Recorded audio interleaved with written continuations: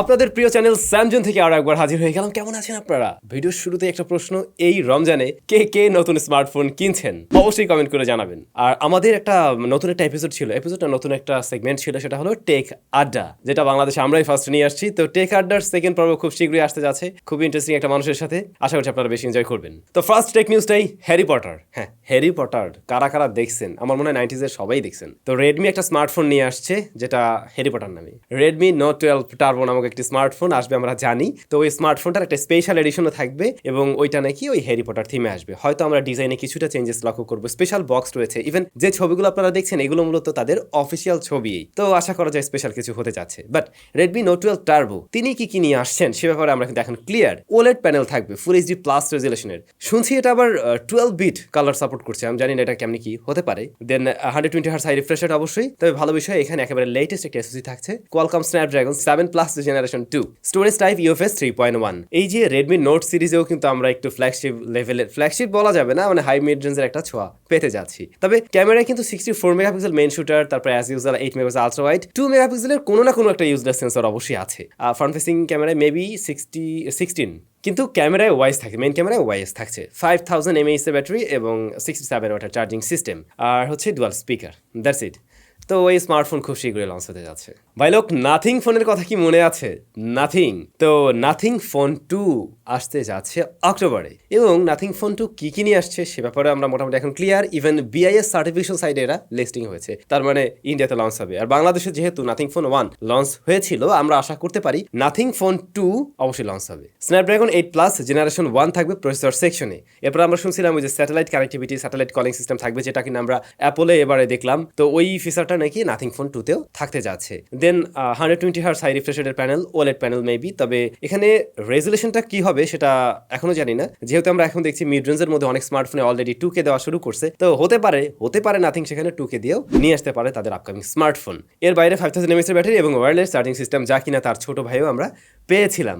Nothing phone 1 last ইয়ারের সবচাইতে, last year না, আমার দেখা মনে হয় সবচাইতে মোস্ট হাইপড স্মার্টফোন। ইভেন 2022-এ হাইপের দিক থেকে একে কেউ ক্রস করতে পারে না, এটুকু শেয়ার। তো এই নাথিং ফোন 1 নিয়ে আমাদের যে এক্সপেকটেশনটা ছিল, হয়তো কিছু জায়গায় আমরা কম পেয়েছিলাম, একটু ওভার প্রাইস মনে হয়েছিল, এবং কিছু ইস্যু ছিল, যেমন ধরুন সফটওয়্যার অপটিমাইজেশনের কিছু ইস্যু ছিল, যে কারণে ওই সময় অনেকেই এর উপর ইন্টারেস্ট হারিয়ে ফেলছিলেন। বাট নাথিং ফোন 1 আমি কিন্তু এই যে এখনো ব্যবহার করছি।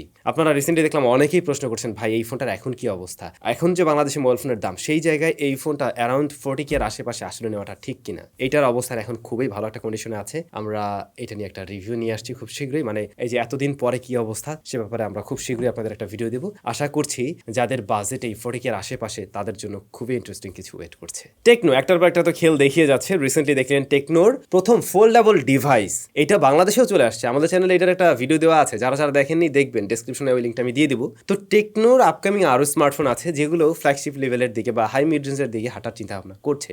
Techno Camon 20 prime, techno Camon সিরিজটা আমরা কেমন জানি এটা মূলত ওই যে 20K এর আশেপাশে স্মার্টফোন তৈরি করবে, কম বেশি এরকমই তো থাকবে। বাট এবার আমরা দেখছি তাদের এই স্মার্টফোনটা 5G প্রসেসর দিয়ে আসছে, 120 হার্টজ হাই রিফ্রেশ রেটের প্যানেল থাকবে, ফুল এইচডি প্লাস রেজুলেশন অবশ্যই, এবং এটা মেবি ওলেড প্যানেল। তবে যে জায়গায় বিশেষ আকর্ষণ, মিডিয়াটেক ডাইমেনসিটি 1200 দিয়ে আসছে। মিডিয়াটেক ডাইমেনসিটি 1200 আমরা একদম হাই মিড রেঞ্জেই অনেক ফোনে কিন্তু এর আগে পেয়েছি বা জানি ওরকম বাজেটেই পাওয়া যায়। দেন এই স্মার্টফোনটাতে ওয়াইএস থাকবে মেইন ক্যামেরায় টেকনোর ফোনে, বাট কোন সেন্সর, কত মেগাপিক্সেল, এই ব্যাপারগুলো এখন আমরা জানতে পারিনি আর কি। কিন্তু ইন্টারেস্টিং তথ্য হলো এই স্মার্টফোন নাকি আপ টু 512GB পাওয়া যাবে, 512GB পর্যন্ত পাওয়া যাবে, 8GB র্যাম থাকবে, আর হচ্ছে গিয়ে Android 13 দিয়ে আসছে আপকামিং স্মার্টফোন। এবং আমার বিশ্বাস কেমন সিরিজের স্মার্টফোন, যেহেতু এটা বাংলাদেশে টেকনো লঞ্চ করবে, ফ্যান্টমের কিছু লঞ্চ না করলেও কেমন সিরিজ লঞ্চ করার কথা এটুকু শিওর।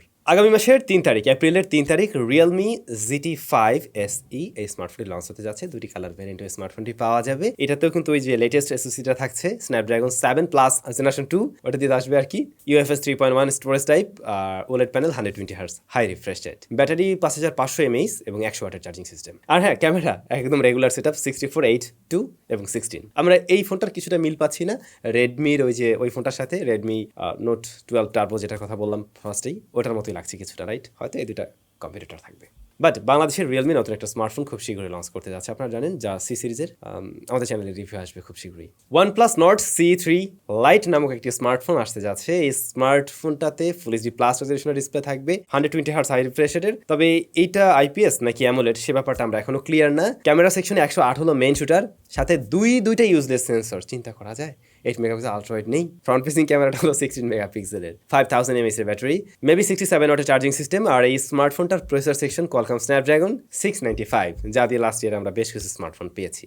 ওয়ানপ্লাসের তরফ থেকে একদম বেসিক স্মার্টফোন। ভাই ব্রাদার, ভিভো লাভারদের জন্য সুখবর হলো, বাংলাদেশে ভিভো তাদের ভি সিরিজের আপকামিং স্মার্টফোন লঞ্চ করতে যাচ্ছে। অলরেডি তাদের 2টা ডিভাইস আমরা পেয়ে গেছি, আমরা ব্যবহার করছি এবং আপনারা রিভিউ পাবেন। এই তো ঈদ উপলক্ষে সমস্ত ব্র্যান্ডগুলো নতুন নতুন স্মার্টফোন নিয়ে আসছে। ইভেন আমি এটাও জানি ইনফিনিক্সও কোনো একটা স্মার্টফোন নিয়ে আসছে খুব শীঘ্রই। সো যারা নতুন স্মার্টফোন কেনার চিন্তা ভাবনা করছেন আর কি ঈদের জন্য, একটু ওয়েট করুন। সেই ক্ষেত্রে দেখবেন যে বেশ কয়েকটা নতুন ডিভাইস মানে অনেক ব্র্যান্ড থেকে আসবে এবং আমরা রিভিউ দিলে দেন আপনি ডিসিশনটা নিলে ভালো হবে মনে হয়। আমরা একটা স্পেশাল ফোনের রিভিউ দিয়েছিলাম, ওইটা একটা রাগেড ফোন, মারাত্মক লেভেলের শক্ত, যেটা দিয়ে আমরা ব্যাট বলও খেলছি, আরো অনেক কিছুই করছি। তো ওইটা দেখলে আপনারা আসলে বেশ মজা পাবেন আমার মনে হয়, দেখে নিতে পারেন। মানে সবসময় কেনার জন্য দেখতে পাবেন না, অনেক কিছু জানার জন্য তো দেখা যেতে পারে। ডেসক্রিপশনে লিঙ্কটা দেওয়া থাকবে। খুবই গুরুত্বপূর্ণ এবং আমাদের জন্য সুখবর, বাংলাদেশে মোবাইল নেটওয়ার্ক সাইবার নিরাপত্তার জন্য মনিটরিং সিস্টেম বসাতে যাচ্ছে বিটিআরসি।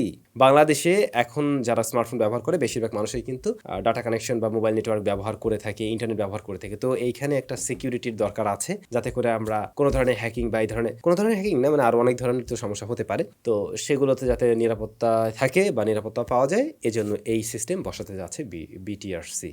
বিআরটিসি চলে আসে আমার মুখ দিয়ে শুধু। এনিওয়ে, এটা বেশ ভালো একটা উদ্যোগ বলে আমি মনে করছি। তো ভাই ব্রাদার, এই ছিল আজকে টেক নিউজ। এবারে তাহলে আমরা একটু কমেন্ট সেকশনে চলে যাই, কারণ অনেক দিন যাবত কমেন্টের উত্তর দেওয়া হচ্ছে না। প্রথম কমেন্টটি করছে ইওর টেক কনসালটেন্ট, অফিসিয়াল ফোনের বক্সে চার্জার দেওয়া থাকবে। গতকাল আমি একটা ভিডিও দিয়েছিলাম, এটা ছিল হলো স্যামসাং গ্যালাক্সি A54, এটার একটা ওভারভিউ ছিল। তো ওইখানে আমরা আসলে চার্জার পাইনি। তো ভাইয়া লিখছেন যে হয়তো অফিসিয়াল ফোনের বক্সে আমরা চার্জার পেতে পারি। আসলে বিষয়টা এরকম না, আনঅফিসিয়াল ফোন যেটা, সেটাও কিন্তু অফিসিয়াল ফোন নেই কোনো না কোনো দেশের। বাংলাদেশে আনঅফিসিয়াল ভাবে আসছে, বাট ওটাই কোম্পানি তৈরি করছে, ওটা আলাদা কেউ তৈরি করে দেয়নি। সো বক্সে আপনি চার্জার পাচ্ছেন না। মাইকেল জ্যাকসন লিখছেন, ভাই এখন 65K দিয়ে Note 20 আলট্রা নেওয়া কি ঠিক হবে? এই যে আমার হাতে Note 20 আলট্রা, আমার মনে হয় না ভাইয়া এটা 65K দিয়ে এই মুহূর্তে নেওয়াটা ঠিক হবে। আর একটু কমে টমে পেলে ঠিক আছে, 50K এর আশেপাশে পেলে ঠিক আছে। ফানি ফ্যাক্টস, ভাইয়া নোকিয়া ম্যাজিক ম্যাক্স 5G এর ভিডিও দেন। আচ্ছা, এই যে ম্যাজিক ম্যাক্স 5G, এটা নিয়ে আমরা একটা ভিডিও দিয়েছিলাম যে অফরোধা যখন আসছিল। এই ফোনের ব্যাপারে আমরা যতটুকু জেনেছি ততটুকু আপনাদেরকে অলরেডি জানানো হয়েছে, চাইলে দেখতে পারেন, চ্যানেলে সার্চ দিলেই পেয়ে যাবেন। তাহলে সবাই ভালো থাকুন, অনেক বেশি ভালো থাকুন। সবার সাথে দেখা হচ্ছে আবার নতুন ভিডিওতে। টাটা।